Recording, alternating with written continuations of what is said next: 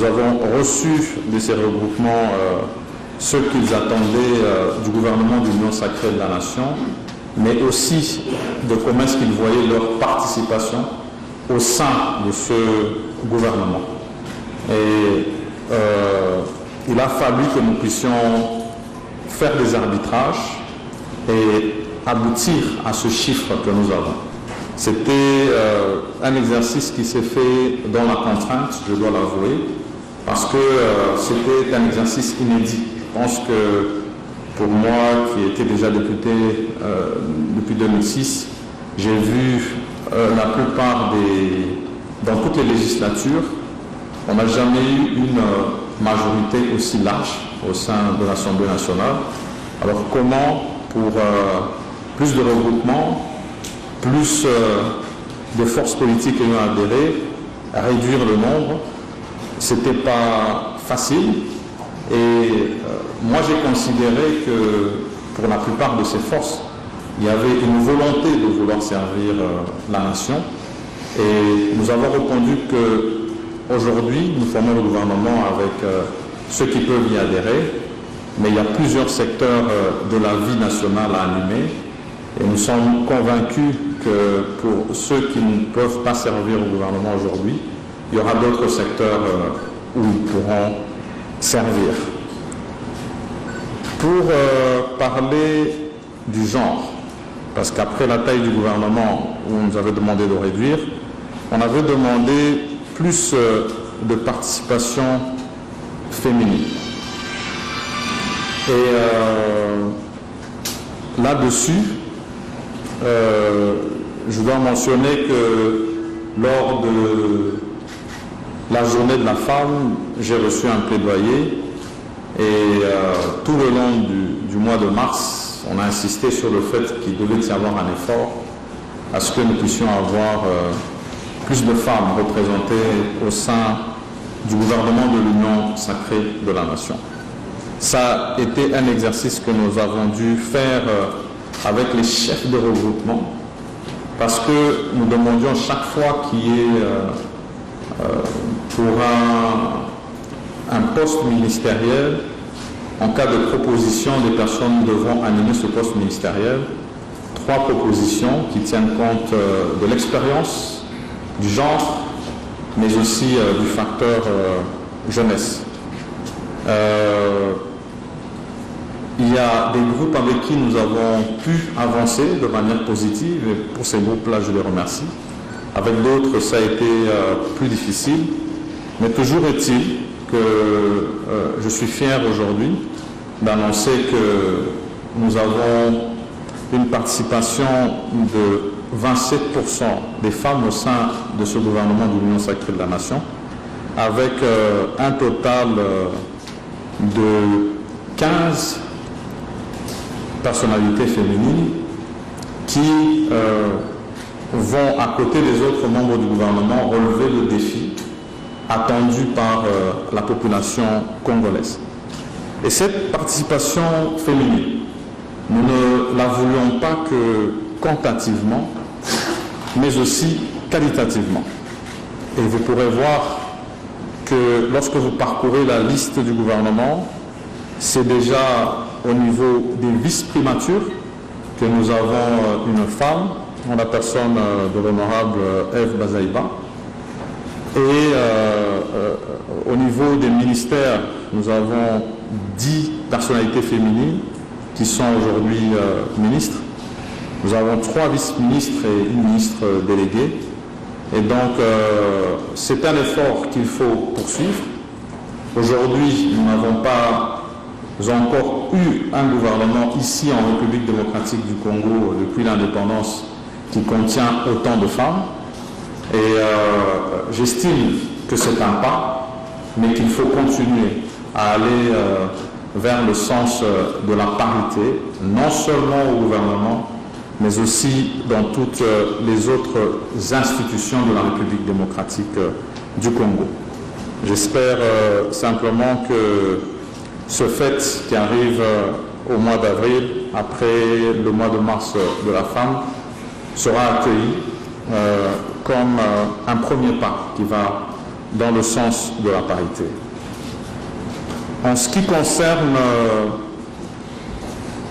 la représentativité nationale, parce que de ce côté-là aussi, il nous avait été demandé, surtout que nous parlons du gouvernement de l'Union sacrée de la nation, d'avoir au maximum de représentants des provinces au sein du gouvernement. Et de ce côté-là, je pense que c'est un exercice des points dans lesquels les regroupements et partis politiques ont un plus grand ancrage au niveau de la République. Donc le fait que nous avons eu plusieurs regroupements, nous avons pu recevoir des candidatures de toutes les provinces de la République démocratique du Congo. Et là-dessus aussi, de manière inédite, je suis content d'annoncer que c'est un pari réussi d'avoir toutes les provinces représentées au niveau du gouvernement de l'Union sacrée de la nation. En ce qui concerne les figures au niveau du gouvernement, parce que je suis sûr que sur vos lèvres, vous vous posez ces questions-là. Je vais donner quelques éléments, parce que c'est important que nous ayons quelques chiffres de ce côté-là. Sur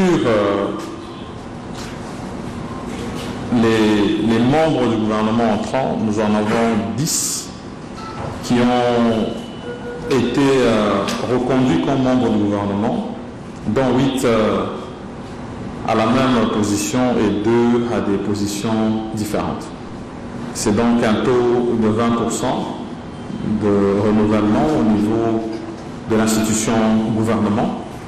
Et donc, il faut considérer que nous avons 80% de nouveaux entrants. On ne va pas dire de nouvelles personnalités parce que pour la plupart, vous l'avez constaté, sont des figures qui sont déjà très aguerries dans le monde politique, mais qui font leur entrée dans le gouvernement de l'Union sacrée de la nation. Il s'agit là de 46 membres d'entre eux. Et en ce qui concerne la jeunesse, de ce côté-là aussi, il y a eu un effort considérable qui a été mené. Et ici, comme pour les autres objectifs qui nous avaient été donnés, ça s'est fait toujours avec la participation des regroupements politiques pour atteindre un taux d'à peu près 28%, si jamais je peux le dire ainsi, de jeunes. Et par là, je vois ceux qui ont moins de 40 ans et ceux qui sont entre 40 et 50 ans. Pour le reste, nous avons à peu près 24% de ces personnalités entre 50 et 60 ans. Et nous avons le membre, finalement, la membre la plus jeune du gouvernement qui est âgé de 28 ans à la position de vice-ministre de l'enseignement primaire, secondaire et technique. Et je pourrais donner plus de détails au cas où il y a des questions qui vont dans ce sens-là. Nous avons tenu aussi à ce que nous puissions avoir la participation de la société civile et des personnes vivant avec handicap.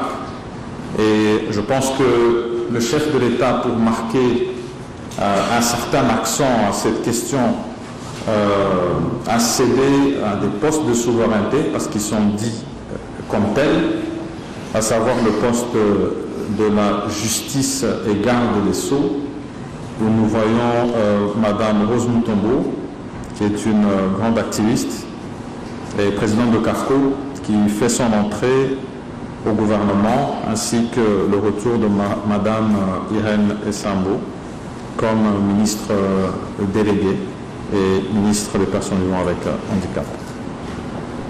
Sur les personnalités politiques, je vais peut-être dans la suite transmettre une liste un peu plus précise des noms pour qu'on puisse savoir quelles sont ces personnalités qui ont adhéré au niveau de l'Union sacrée de la nation et qui sont représentées au niveau du gouvernement. Mais je pourrais donner l'exemple du ministre des Droits humains, qui est l'honorable Puela Fabrice, que tout le monde connaît. Et il y a encore d'autres visages qui sont à ce niveau des personnalités politiques qui ont adhéré au niveau de l'Union sacrée de la Nation, qui font partie du gouvernement. Et en ce qui concerne les priorités du gouvernement de l'Union sacrée de la Nation, maintenant qu'il a été publié, il faut d'abord retenir que la priorité des priorités reste désormais d'être prêt avec le programme du gouvernement enrichi par les forces et regroupements politiques que nous avions reçus lors de nos consultations pour la formation du gouvernement, et avoir le privilège d'être reçu au niveau de l'Assemblée nationale et espérer que ce programme du gouvernement pourra recevoir leur assentiment et bénédiction, et qu'il pourra bien sûr contenir toutes les attentes du peuple congolais en ce qui concerne la transformation de sa condition sociale. Et une fois que le gouvernement sera installé, nous allons revenir sur les axes prioritaires qui nous avaient été fixés par le président de la République, son Excellence Félix-Antoine Tshisekedi, notamment la paix et la sécurité, particulièrement à l'est de la République démocratique du Congo, la santé, surtout en cette période de pandémie à Covid-19, l'éducation, le développement à la base, et bien sûr, puisqu'il faut faire face à toutes ces difficultés que nous avons au niveau du budget de l'État, il va falloir que nous puissions avoir des réformes dans le domaine fiscal. Et il va surtout falloir que nous puissions les mener pour avoir suffisamment de moyens afin de maintenir le processus et le cycle électoral, parce que là aussi c'est une priorité pour le gouvernement de l'Union sacrée de la Nation, au-delà du fait que nous devons diversifier notre économie, notamment à travers l'agriculture et l'industrie, mais aussi l'entrepreneuriat, et que c'est un exercice que nous devrons faire dans cette période où de plus en plus la République démocratique du Congo devra s'auto-suffire. Donc c'est un premier cap franchi qui a été la formation du gouvernement de l'Union sacrée de la Nation. D'autres caps désormais nous attendent, notamment le Parlement, mais ensuite le travail acharné sur lequel nous sommes attendus pour inverser la tendance, surtout de la paix, mais surtout aussi de la situation économique de la République démocratique du Congo. Voilà donc, mesdames et messieurs de la presse, les quelques mots que je voulais donner en introduction, en vous remerciant d'avoir répondu présent à cette invitation de ce point de presse à l'occasion de la publication du gouvernement de l'Union sacrée de la Nation. Et bien sûr, je vais me tenir à votre disposition pour répondre à quelques préoccupations. Et pour celles qui vont nécessiter plus de détails, bien sûr que nous allons avoir les canaux habituels pour vous les transmettre. Merci à toutes et à tous. Monsieur le Premier ministre, bonjour, je suis la ministre de la Défense internationale. Parmi les revendications que j'ai été des consultations présidentielles, il y a eu le fait justement de réduire le poids des institutions politiques éviter le partage de gâteaux, c'est un peu ce qui a remonté la société civile. Vous-même, vous espériez faire un gouvernement qui était plus restreint que celui que vous présentez aujourd'hui. Est-ce que 57 membres, c'est vraiment le choix de l'efficacité dans le respect des recettes budgétaires, ou alors on est quand même sur un choix qui reste politique, et pourquoi ce choix? Et qui lance enfin des volontés qui offrent au soulagement, le gouvernement Samarina, pourquoi avoir été laissé longtemps pour publier ce gouvernement. Et vous avez parlé des 37% des femmes au sein du gouvernement, 27%. Qu'attendez-vous de ces femmes? Parce que je dis, c'est pas seulement du nombre, mais l'efficacité aussi des femmes au sein de votre gouvernement. Et en rapport avec les mouvements politiques, est-ce qu'ils ont trouvé satisfaction? Merci pour ces questions. Alors, Madame Sonia, c'est sur la taille du gouvernement. Effectivement, je pense que j'avais annoncé que le souhait avait été d'atteindre 30% de réduction de la taille du gouvernement. Et lorsque vous faites un calcul, nous aurions dû avoir une réduction de 18 membres au niveau du gouvernement sortant. Et sur la question de savoir si c'était un choix d'efficacité ou un choix politique, il s'agit des deux. Parce qu'il fallait tenir compte de l'efficacité et de quand même donner le signal du souhait de montrer que nous voulons réduire le train de vie des institutions. Nous serons arrivés à une réduction de 10 postes sur les 18 qui étaient prévus. Mais en ce qui concerne le chiffre auquel on est arrivé, bien sûr qu'il s'agit d'un choix politique. Parce que, au-delà du fait que nous ayons reçu, comme je l'ai dit, les regroupements politiques ayant des députés au niveau de l'Assemblée nationale, nous devions tenir compte des autres facteurs, c'est-à-dire la participation de la société civile, mais aussi de personnalités politiques. Et pour arriver à un juste milieu, nous avons dû faire une concession pour pouvoir arriver à ce chiffre qui fait finalement un mix des deux, d'efficacité, mais aussi du choix politique. C'est ça que je peux répondre à cette question. En ce qui concerne la question de Madame Paty, nous avons d'abord le temps que nous avons pris pour la formation du gouvernement. Alors, ici, je devrais d'abord dire que depuis, j'ai donné le chiffre, ça a pris 57 jours pour y arriver, mais nous avons tenu compte aussi du temps parlementaire. Parce que, comme vous le savez, je l'avais annoncé, nous devions être au niveau du Parlement le 15 mars, le jour de l'ouverture de la session du mois de mars de l'Assemblée nationale, mais que finalement, lorsque cette session s'ouvre, il y a tout un calendrier qui doit être établi et adopté. Et ce n'est qu'après cela, parce que même si nous avions sorti le gouvernement au début du mois de mars, nous devrions quand même attendre finalement que cette session puisse s'ouvrir et que nous puissions être programmés au niveau de l'Assemblée nationale.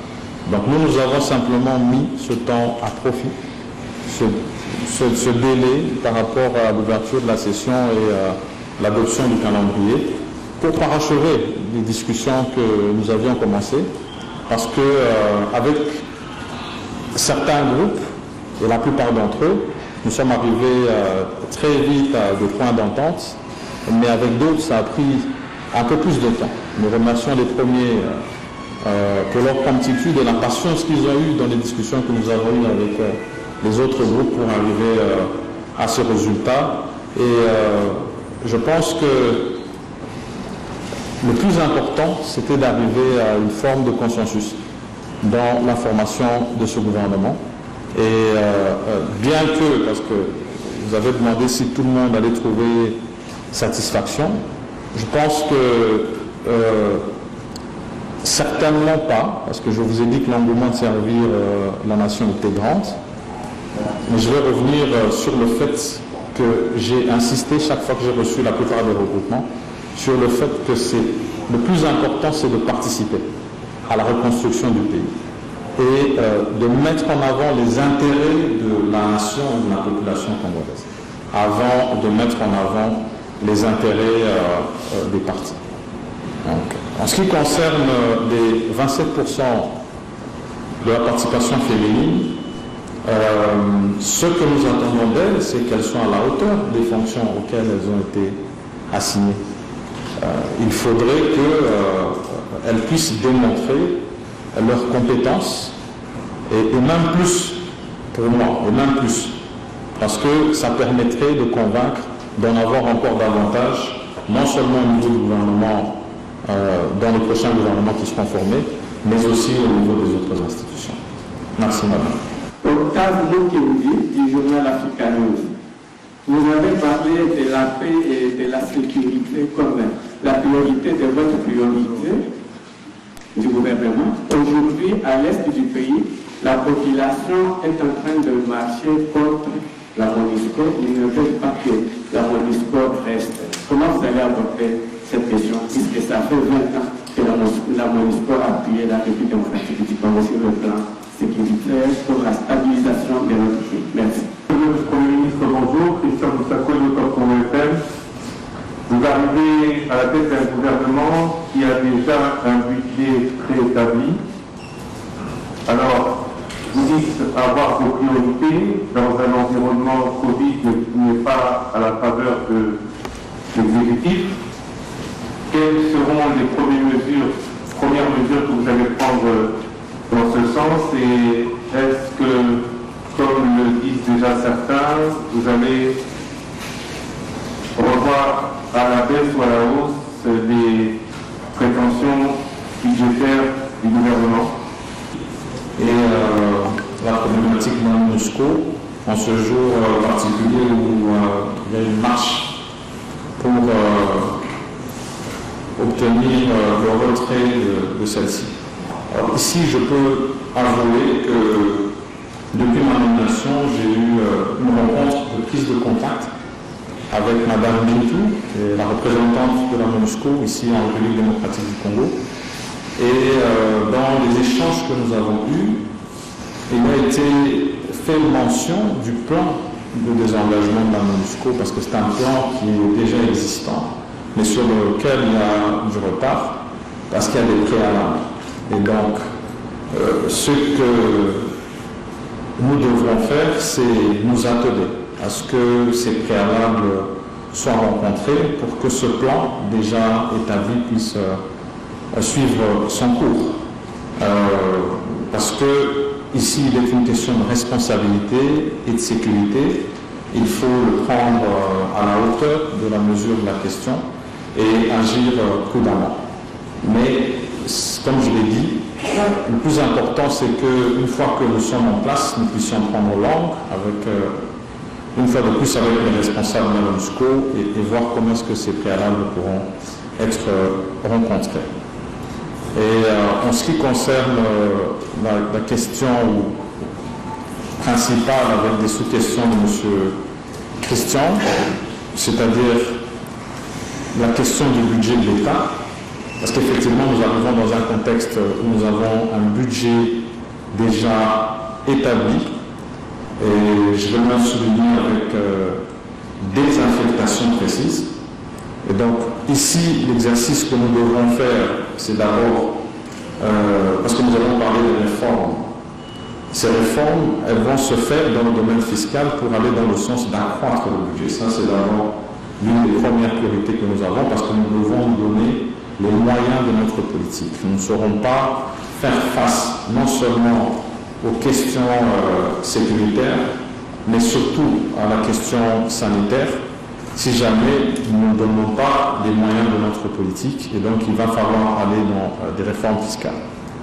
Et en ce qui concerne les préaffectations, il va falloir qu'au niveau du gouvernement, nous puissions voir au niveau du budget qui a déjà été voté et de nos priorités, lesquelles peuvent être poursuivies telles quelles.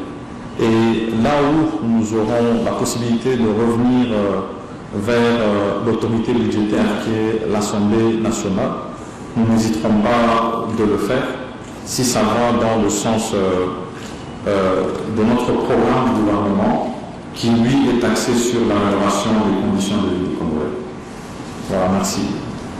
C'est le Patrick Manga, du journal de Fact News. Tout en vous félicitant pour le temps mis par vous pour former ce gouvernement, est-ce que je puis savoir quelles sont les forces que de ce gouvernement ou de ses membres face aux défis qui nous attendent, notamment en ce qui concerne la situation aussi bien sociale et sécuritaire de notre pays? Est-ce que le profil de chaque membre de votre gouvernement correspond au poste que chacun occupe? Par exemple, la formation, est-ce que vous en avez tenu compte, puisque lorsque vous avez reçu des délégations, il a été demandé pour certains, je ne l'ai pas cité, comme par les uns et les autres, que des ministres excellents en matière soient nommés dans certaines fonctions ou certains ministères. Est-ce que vous en avez tenu compte? Mais finalement, le ministre prêt, par exemple, s'il fallait réduire la taille du gouvernement, est-ce qu'il fallait revenir encore avec un ministre prêt ou je ne sais pas, je vous pensez, puisqu'on a parlé de la taille du gouvernement, il fallait revenir et peut-être revenir ou il y avait carrément certains ministères dans votre gouvernement? Merci. D'abord à M. Joël. Sur les forces qui participent au gouvernement de l'Union sacrée de la Nation, je pense que si jamais vous vous référez aux différentes invitations que nous avons faites, lorsque nous avons commencé les consultations en vue de la formation de ce gouvernement, vous aurez déjà une idée des forces qui composent ce gouvernement. Mais je peux citer, en allant en termes de force politique au sein de l'Assemblée nationale, à titre illustratif, le groupe Ensemble, qui est présidé par l'honorable Moïse Katumbi-Chapwe et qui contient en son sein 5 sous-regroupements, dont l'AMK, l'AR et 3 autres. Ensuite, nous avons la FDC, qui est dirigée par, qui a été conduite par l'honorable Bati Lukwebo, Modeste. Nous avons ensuite reçu l'UDPS et par la suite nous avons reçu le MLC, l'UNC, je peux citer d'autres regroupements qui se trouvent au niveau de l'Assemblée nationale, notamment le groupe AAA qui était amené par l'honorable Pousse, le groupe AABC, l'honorable Pabikou, et tant d'autres. Vraiment la liste est non exhaustive. Votre question peut-être mérite qu'on puisse donner plus de précision au niveau des cases qui se trouvent à côté des membres du gouvernement qui ont été nommés. Comme ça, on pourra revoir non seulement de quelles forces politiques elles proviennent, et ça permettra par la suite d'établir les différents équilibres qui ont été faits au niveau de ces forces politiques qui participent finalement au gouvernement de l'Union sacrée de la Nation.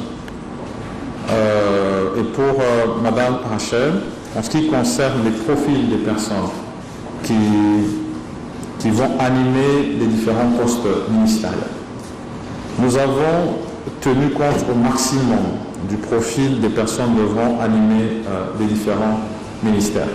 Je pense qu'il vous souviendra que lorsque nous avons reçu surtout la plupart des associations et syndicats de la société civile, il nous avait été demandé de sortir des clivages politiques pour prendre des personnes du domaine, vraiment du secteur, même si elles ne sont pas activistes politiques.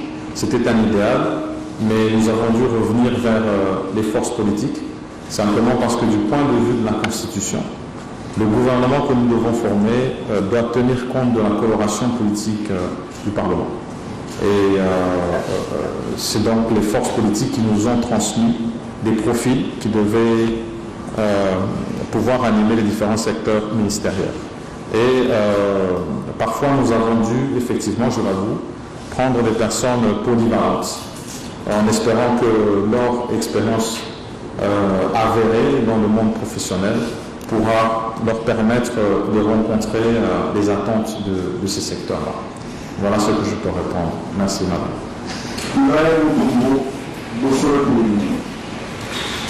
La question est littérale parce que nous avons posé une question en français. J'en profite pour vous poser toutes ces deux questions.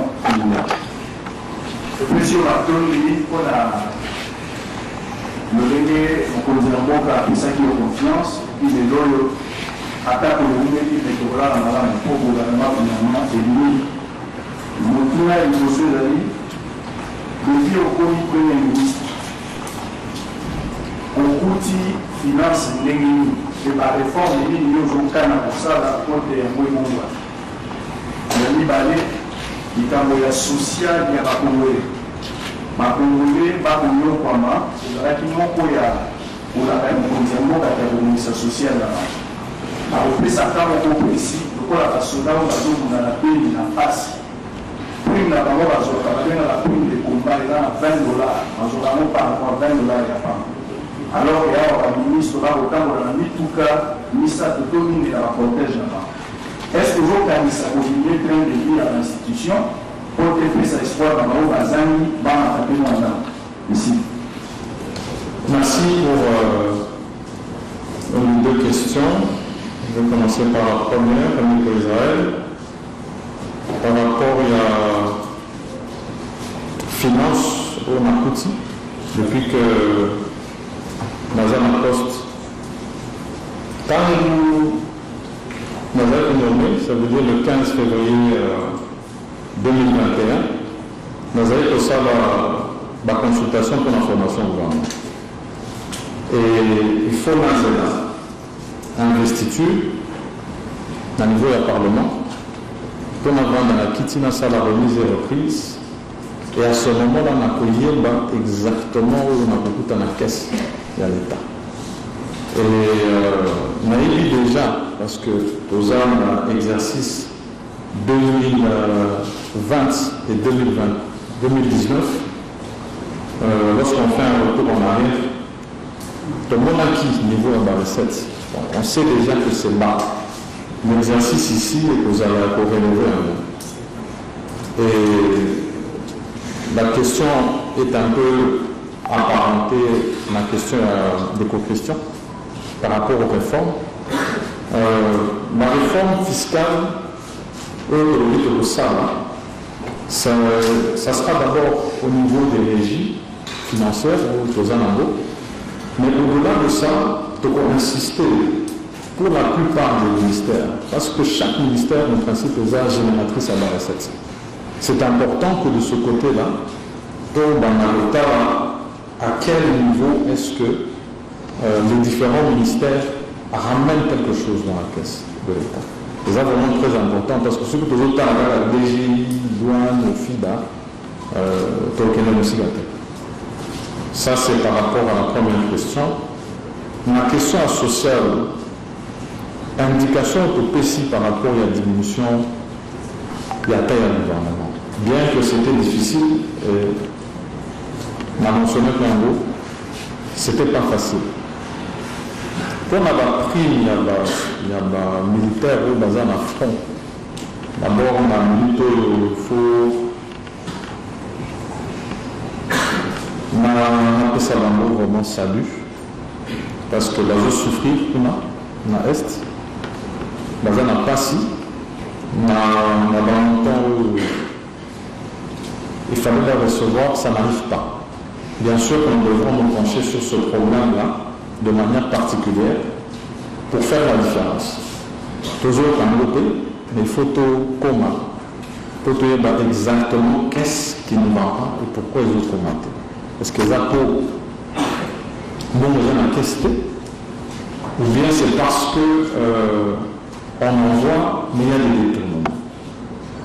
Et une fois que nous aurons la réponse, il faudra tout s'ajuster de sorte que nous puissions répondre à l'attente. Voilà ce que je peux répondre aux deux questions.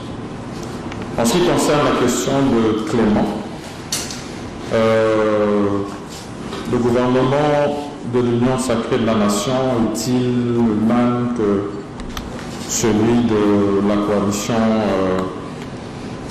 FCC-Cash? Je pense que tout de suite, tout le monde va répondre avec moi non. Certainement que ce n'est pas pareil. Non seulement sur le temps de formation du gouvernement, qui fut un très mauvais épisode pour le pays, et moi j'espère que chaque fois que cet exercice devra se faire, il faudra qu'il se fasse toujours avec un temps plus court, parce qu'il y a tellement à faire que nous n'avons pas de temps à perdre, il faut se mettre au travail. Et différent aussi parce que lorsqu'on regarde la composition de toutes ces forces, et moi je dois les remercier parce que c'est plusieurs bords qui viennent avec des idéologies politiques différentes, mais qui pour une fois se disent pour l'intérêt suprême de la nation, mettons-nous ensemble pour reconstruire ce qu'il y a à reconstruire et nous assurer que nous rencontrons les attentes du peuple congolais. Et je l'ai dit, peut-être que je ne l'ai pas dit suffisamment fort, c'est vraiment un inédit, une situation unique que la République démocratique du Congo connaît, du fait d'un nouveau cap qui a été fixé par le chef de l'État, et puis un accompagnement qui s'est fait au niveau du Parlement, notamment d'abord à l'Assemblée nationale, et là je l'ai chaque fois dit, je le redirai encore, il faut féliciter ces choix historiques et héroïques que la représentation nationale a pu faire, et qui aujourd'hui nous amène vers cette union sacrée de la nation, et dont j'aurai l'honneur de diriger le premier gouvernement, et je l'espère, je pourrai répondre aux attentes de la population. Je vous remercie.